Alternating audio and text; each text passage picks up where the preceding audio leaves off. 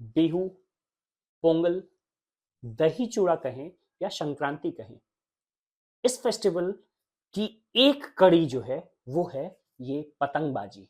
और इसलिए आज हम पतंगबाजी की बात करेंगे। पतंगबाजी की शुरुआत कहां से हुई और कहां से आई। चाइनीज माइथोलॉजी के हिसाब से पतंगबाजी लगभग 2000 साल पुरानी एक कला है और पतंगबाजी की शुरुआत चाइना के शेंगडोंग प्रोविंस से हुआ है।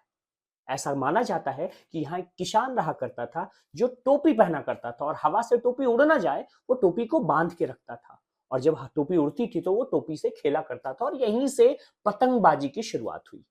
वैसे इसका एक और एकेडमिक एक्सप्लेनेशन है कि 5वीं सदी बीसी में बेसिकली एक फिलोसोफर मोजी थे जिन्होंने पतंगबाजी की शुरुआत करी और उस समय बांस और सिल्क से पतंग बनाया जाता था।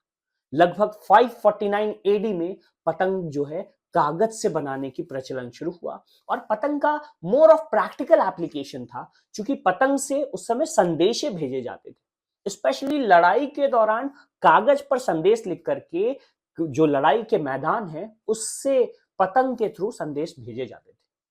अब सवाल आता है कि भारत में पतंगबाजी कैसे शुरू हुई।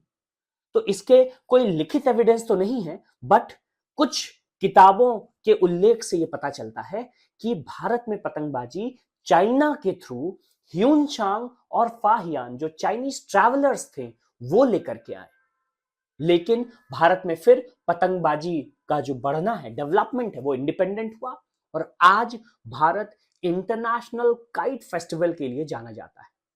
भारत के गुजरात में हर साल संक्रांति के आसपास जो इंटरनेशनल काइट फेस्टिवल की शुरुआत होती है और इस साल भी कल के रोज भारत में काइट फेस्टिवल की शुरुआत हुई है और ये भारत में काइट फेस्टिवल को और इस तरह के स्पोर्ट्स एडवेंचर को एक नई ऊंचाई देता है।